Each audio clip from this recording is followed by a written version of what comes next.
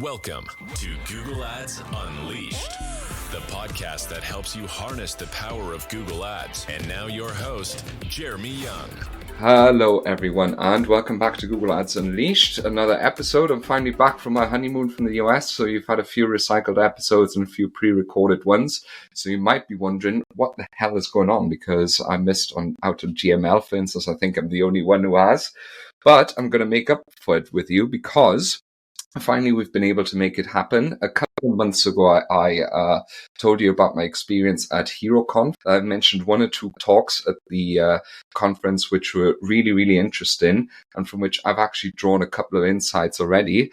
So I had to speak to the man who sort of inspired me to do so, and which is why I'm super excited to have Inderpaul Rai on the podcast. Indy, it's an absolute pleasure to meet you. You are the director of WeDiscover, a London-based performance marketing agency with more or less a bit of more of a twist on data science and on sort of leveraging its own data. But you are the best person to obviously introduce yourself and tell me a little bit more about what WeDiscover is about.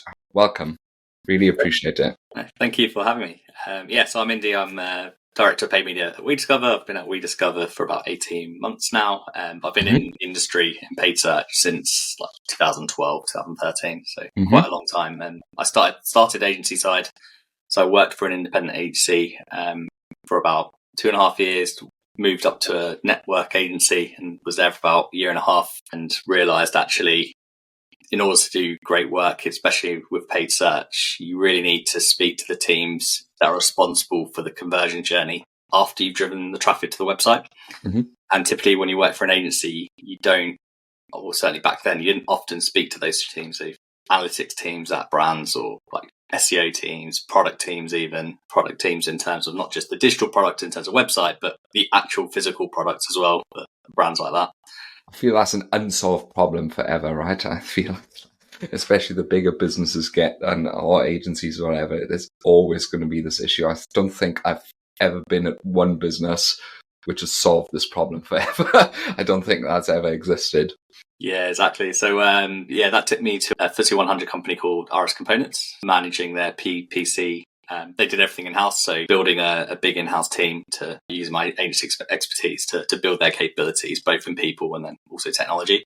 I then headed up all their ad tech, not just across PPC, but display, how they do affiliates, that sort of stuff. And then I left them for a startup. I went from a company of 6,000 employees to 20, where like everything was on me with regards to performance marketing, analytics, and how they built that stack and their marketing function essentially. So, and then I'd say 18 months ago, or 2 years ago rather, the CEO of WeDiscover reached out to me. It was actually one of the first talks I did in 2022, which sparked the conversation. So WeDiscover started about 5 years ago. So literally in the week of the pandemic, the first lockdown, which is probably the worst time to start an agency. Or the best time. Or the best time, yeah. The way you look at it. But so Byron, the CEO, he founded WeDiscover with another chap called Adam, who's our CTO. Having been connected with Byron for a while, I'd seen some of the cool stuff that they were doing, particularly with a tech focus, which is something throughout my career, like ever since like Google Ad Scripts became a thing over 10 years ago, like that's the sort of area I've always naturally veered towards. So I've kind of just always had like a natural interest in it, or just like sort of or overall sort of background previous to that as well? Yeah, no, I've always been more excited about how can we make things better? How can we do things faster? How can we free up people's time and actually spend the time doing more valuable work? So before I even got into marketing, I'd always been interested in computers. Yeah, it naturally led me into situations and roles that, leverage both of those aspects, both technical and marketing. So I hadn't planned to come back agency side, but the opportunity that we discovered and the type of agency that had been built definitely captured my attention. The agency has been built, I'd say about 60% performance marketers, 40% data and technology. Think like engineers, data scientists, analysts, etc. So we have a very cohesive approach when it comes to running performance marketing campaigns with our clients. It's not just running their PPC activity or supporting their in-house team with strategy. It's actually utilizing technology from the very beginning to solve some of the challenges that you may have. A lot of clients that have that very long purchase cycle of, we work with Carwell, for example, who, from the very first click to someone actually buying a car could take 2 years. Which obviously with even just traditional platform attribution is impossible, right? 90 days exactly. a minute. So you have like your maximum of like 90 days attribution window within Google Ads itself. So how do you actually optimize and understand the activity that click you're driving today actually results in a sale in 2 years' time? What a nightmare! What a nightmare! You basically can't. You have to push the buttons, wait for 2 years, and then now that actually worked or didn't work, and then make changes. No, hopes and prayers. So yeah, like that, for that example, like we've created things like predictive algorithms. So like for this click that we're driving today, we estimate it's going to drive X amount of revenue, and in time, like the model will see did that actually happen or not, and then fine tune. So. And then plugging that information to Google straight away then allows Google to optimize today rather than having to wait. Well, it can't wait 2 years; it can only wait 90 days before it makes a decision. Essentially, that's really amazing. So you know what I often think about Google a little bit like, or if any kind of platform, could be Meta, it could be anything. Is we all cook with water, right? We all have the same tools. It's like everyone who plays music has 12 notes, right, in a couple of octaves. That's it. And you can put them together in a certain combination, but there's not unlimited ways of using what's at your disposal. So what fascinates me, and that's why I want to have a chat with you, that yet with a limited tool set, if you like, you can still be so creative to get the machine to what you want it to do and to also get useful insights and useful data out of it. And I feel like too few people really think about that when they start a business, when they look after a client, when they try to optimize their own business. So I find that super fascinating. So the two talks that I've seen from you, one was, I'll be perfectly honest, I can't quite remember the title, but basically it was about, I think it was leads for a cars as well as some sort of very high average order value business, and you manipulated the conversion value data to eradicate outliers to keep the algorithm more stable. Is that a fair description of what the talk was about? Yeah, bang on. Yeah, exactly that. So, I think the title of that talk was nice and clickbaity. When it's right to send Google adds the wrong data, which is exactly what we're doing. Yeah. I mean, which in essence is what you just described as well with that predictive model, right? It's fake data, realistically, right? It's not real. So but you kind of, but it's still useful, right? So it's a super interesting way of thinking about solving problems like that, which I'll be honest is a little bit above my capability. I think I told you this before we started hit the record button. But so tell me about maybe that case. That was super interesting. And kind of, what is your approach when you guys look at things like that? Like, how does your brain work in a case like this to find solutions like that? Yeah, so as I said, like because of the team that we have, like the technical team as well as the performance marketing team, like we're working as one team together to solve these problems, and we have people that have had the experience and the education of things that are outside of marketing, right? So like data science practices, analytics, etc., etc. Whereas previously in my previous agency experience 10 years ago, it was all on the performance marketing team or PPC team to try and figure out these solutions where it's like you don't know what you don't know. So everything, we approach each client very individually. So yeah, we approach every client individually. And when they have these unique problems, typically a client has enlisted us because they have unique problems that they've not been able to solve themselves within Google Ads, or agencies that they've worked with haven't been able to solve within Google Ads as well. So typically we would find a problem, if we would work on it, and if we find a solution, which is great, we are able to replicate that across others. So like the value rate outlier one you mentioned, that was the first time we'd encountered that, solved for it. It's now something we look at for other clients that have big ticket, high order value bookings or orders. Like that's one of the first things we look at now. We don't have to go through that whole process again. So for instance, recently we had a client selling engagement rings, and what had happened was that we regularly had extremely high average order value purchases, because naturally some engagement, well, most were in the few hundred quid, right, to maybe 1 or 2 grand, which is fine. And then some were, of course, if you get some sort of baller who purchases like a 50 grand ring or something like that, it would completely mess up like not only reporting but lots of other things, right? But sometimes you'd get fake orders as well, which of course would be which are not optimal. Yeah, we used to, when I worked at RS Components, we used to find in our Adobe Analytics like £1 million order come in, which is just impossible. And it would obviously be a fake order, and we'd be able to remove that from Adobe and from Google Ads to stop Google Ads, or add a data exclusion, or whichever way you want to do it. Yeah.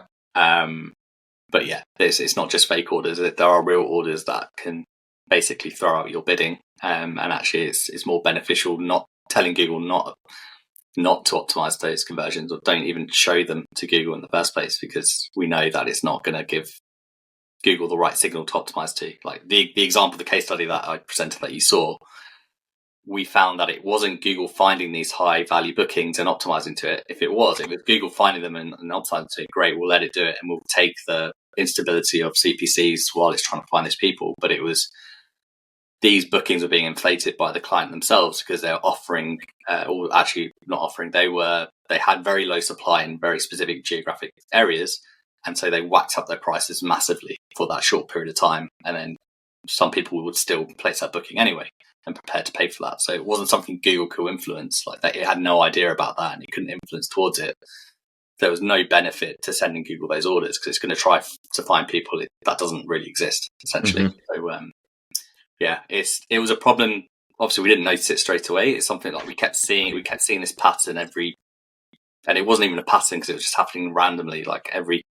Yeah, it took quite a few sort of because no one's like a magician, right? Like you can't like instantly spot stuff like that. It has to happen a couple of times for this is strange. Every time, I don't know, CPCs like ramp up when this happens. That's odd. Yeah, exactly. Mega interesting. So the talk then that kind of pushed me over the edge to reach out to you and to walk up, the talk that you then gave at Brightnet SEO/HeroConf, I think 2 months ago or something. And you talked about, because e-commerce is obviously the game that we love most here on the pod. You basically looked at a business and they always struggled with, how do I set up my ad account for optimal success? Big challenge lots of people have all the time. I've done plenty of sort of tutorials as well on this pod for like the most common businesses that we encounter. But this one was very special. So as this is a case study, I think publicly available, I'm sure you can probably lay out what was happening then. Yeah, so this one was, again, a very similar situation like with many of our clients, is they had a problem they couldn't solve. And for them, they've been trying, so it's an e-commerce client. They've been utilizing Performance Max feed only, which typically would work for many businesses, but they couldn't get it to work, and certainly not to the same standard of success that we're having with standard Google Shopping previously. So they'd spent a good 12 to 18 months trying to figure this out in-house, and they couldn't. Then they utilized with a team as well. So they did have like 1 or 2 PPC guys. Inside. Okay. Then they utilized a PPC tool, e-commerce platform that was out there that specifically optimizes to PMax to solve their problems. Didn't work as well. So then they came to us about it. And again, we probably spent a good couple of months trying to figure out, why is this not working for them? No matter how they segmented their campaigns, whether they segmented by category, whether they segmented by the ROI they were getting through Google Ads, price points, even, just nothing was working for them. Yeah. So what we eventually came down to was, again, utilizing our tech and analytics team to try and figure out, okay, under the hood, what is happening here and why is it not working? Was that we found that there were 2 things going on. So one, Google, it would find 10 to 15% of products that were working and then only push those products, and it would ignore the rest. Yeah. This client had over 300,000 products. So, okay, you got 20 then, yeah. Yeah, quite a few. You got 20 to 30,000 products that work, and the rest just getting pretty much no visibility. And then what the client's trying to do is they're trying to push spend across the other 80%. But the problem is not all of them are going to work with Google, and you're going to waste quite a lot of money doing that. And that's what they're finding. So they'd ramp up, then scale back down because they're not getting profitable return off the back of it. So one, Google's being lazy, going after the easy winners and not testing out the other products to see what works and what doesn't, or certainly not doing it in quick enough time to scale up this client's activity. And then two, Google just doesn't know what other products are going to work. So that's probably why it wasn't testing them. So what we did was we looked at the back end. So we looked at their products, the attributes of the ones that are being successful within Google Ads, and then looked at the products that they're getting traffic outside of Google Ads. So, through SEO, through direct to website, looked at the different combinations of like, these are the products that are driving sales, people are adding them to basket. And then looked at what the common features of the successful products, so price point, delivery times, reviews on the website, like 4 stars. How did you do that? Did you just do sort of large scale, sort of like a qualitative analysis where you would just these are the features we've seen here in this product, this and this and this. Yep. Just let it run through ChatGPT even or something like that and see what do all these products have in common, or what was the process there? Yeah, we used a few data science techniques around it, like utilizing Python to help the analysts to figure this out and the relationships between those attributes. And then, we built a system based on those attributes, those common attributes. Okay, so these are our best sellers. These are our mid-tier products. These are the ones that they are profitable, but they're not exhibiting the same attributes of the successful products. So if we could sell these, great. But if not, we're not going to push these so hard because we know that the chances of success in terms of conversion rates are quite low compared to these other ones. So off the back of that, we probably were able to get about 30%, 40% of the feed where we say, actually, we can put as much spend behind these as we like within our target ROAS parameters. And they are going to be largely successful within Google Ads from a conversion rate perspective. So we're not going to waste our money there. And then we have a set of products where it's like, okay, we'll keep testing Google. We'll put spend behind it, not as much as the other products, but we'll keep doing that until it reaches those parameters where they've been added to basket X amount of times or converted X amount of times, where they can then move into the top tier or mid tier. And if not, then they stay there as a seed, essentially. And then we have a list of products that we just consider junk. Like, there's just no point advertising on it whatsoever.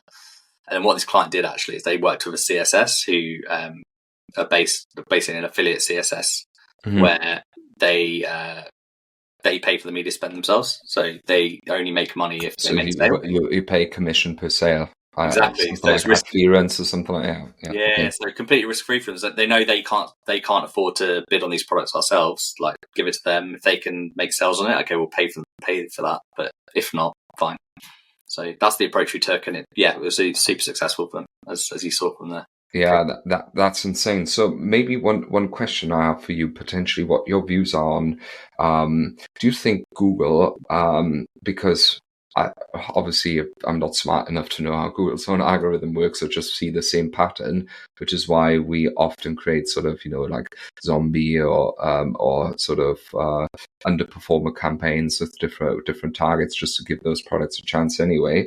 Do you think Google perpetuates the same 10, 15, 20% of the product base because it's some form of path dependency, because based on recent performance, those are the only products we can give ad spend to, sort of assure some sort of return on ad spend goal?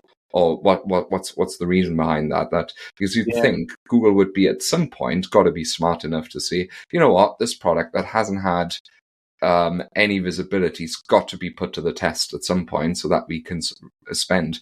Isn't Google sort of shooting itself in the knee by doing that? I've always wondered that, because very often I get asked, why does it work? And I just know it works, but I can't explain why it works. Does that make sense?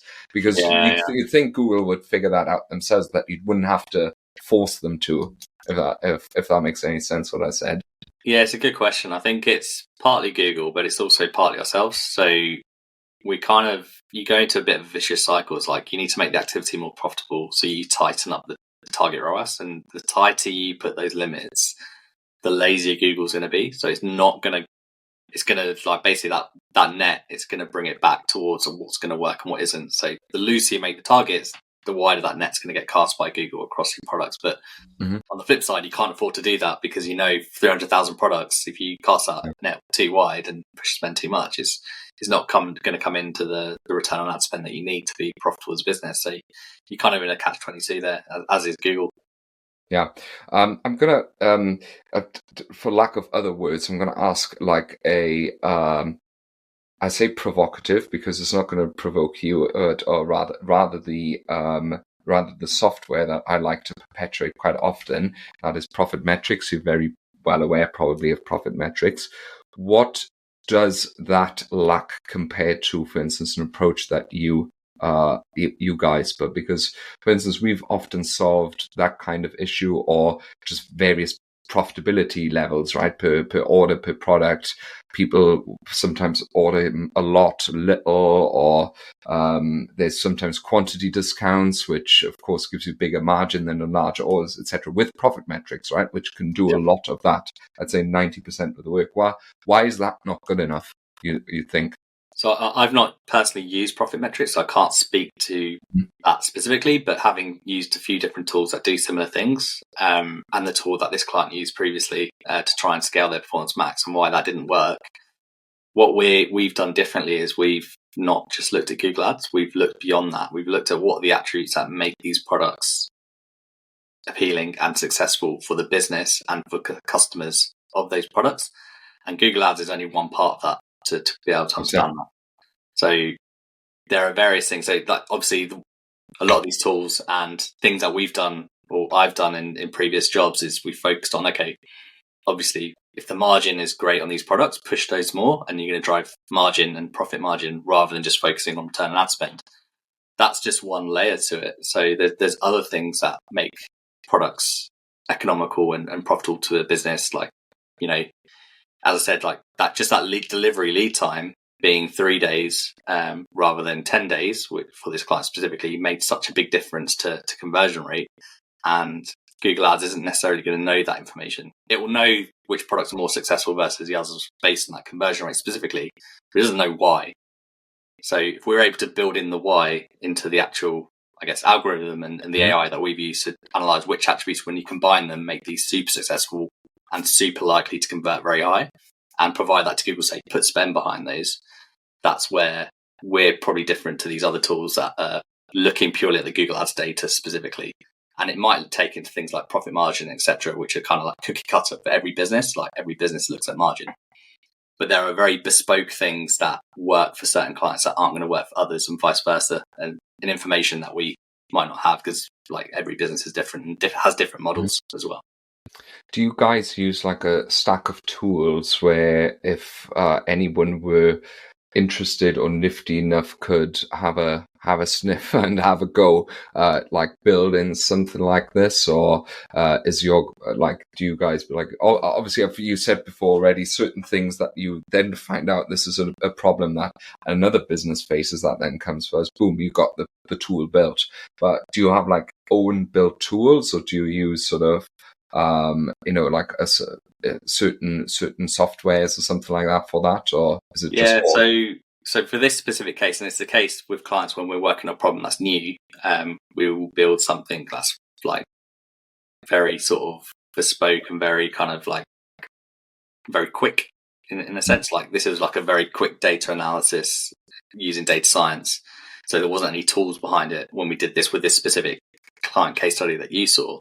But since then, since we've been taking this approach with other clients, we've built a whole product behind it. So we typically use GCP, so Google Cloud Infrastructure, to build a lot of our tools. We've layered on AI on top of that using things like Vertex AI, which is through Google as well.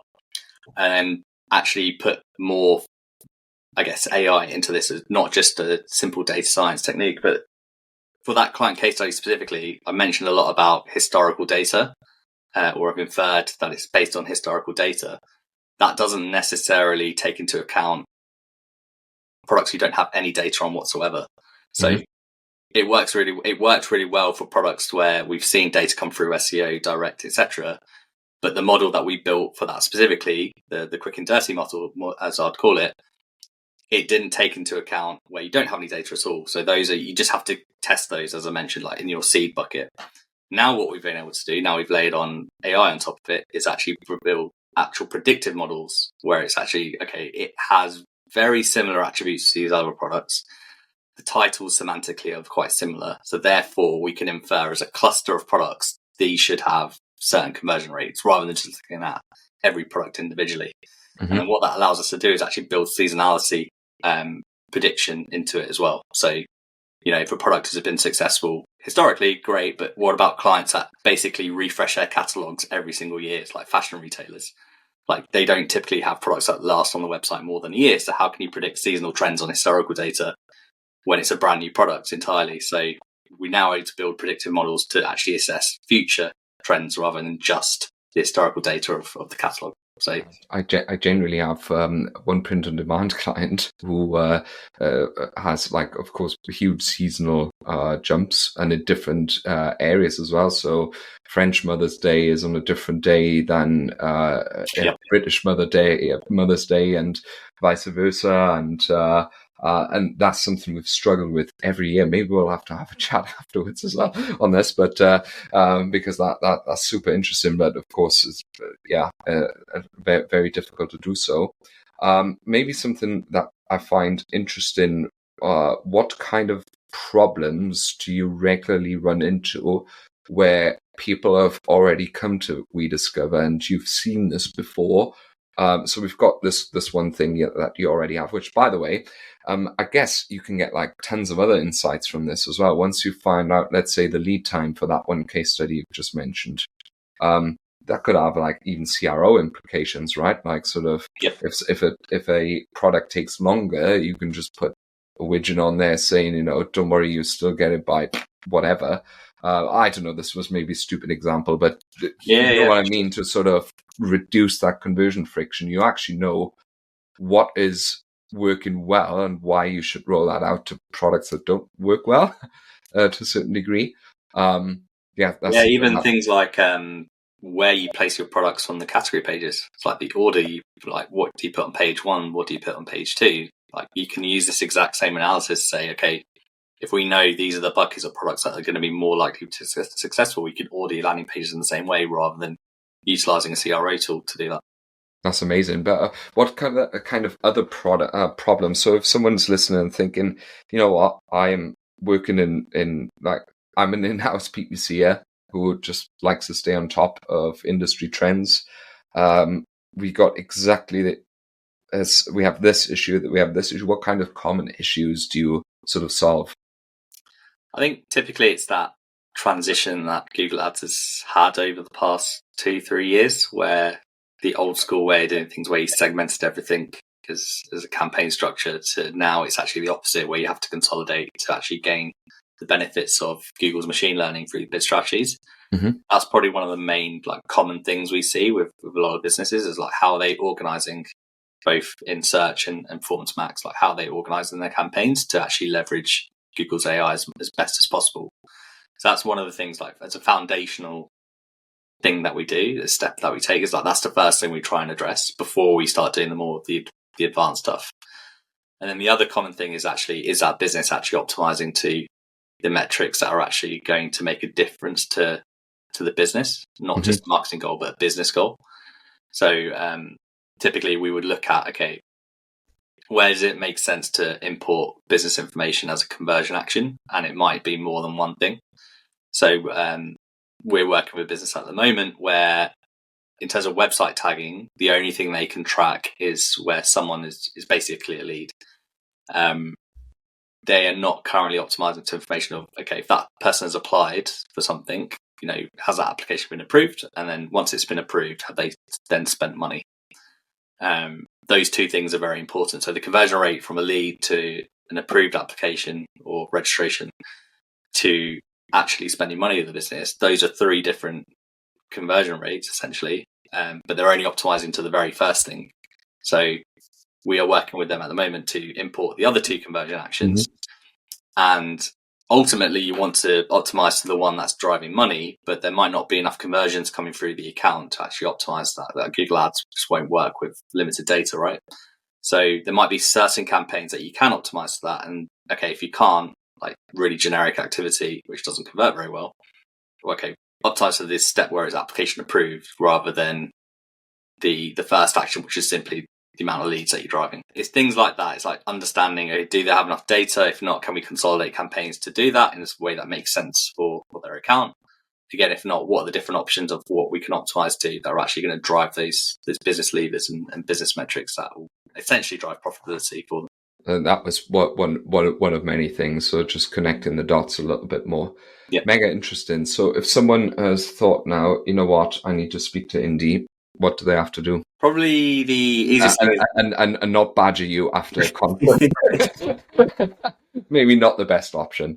No, absolutely. Like conferences. So yeah, I try to attend as many of the main ones as possible. We try to speak at quite a few, as you know. So yeah, ultimately like speak to me at these events. PPC Live for those that are London based, or that actually they're doing events elsewhere in the country like Leeds and Manchester as well.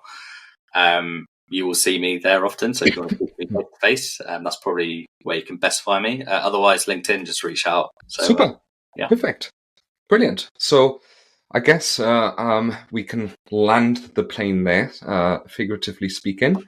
Thank you so much for coming on. Really, really appreciate these insights. I think even if someone understood maybe 30% of what was going on here, they should be alarmed, because I think, especially when like using AI. So my sort of view on it is, at least in the next 5 years, it's going to make the people who are very good, like clearly like you, who know how to figure out a problem and then accelerate the solution to the end, better. And it's going to push up those who are not going to be using it, and whether it potentially it might even not need that expansive knowledge that you and your team have. Even if the challenge is smaller, you can potentially even use smaller solutions. And I think the takeaway is just to creatively find solutions as best as possible to the challenges that you're facing, right? And you're using tech. So if that's you guys, then get in touch with Indy.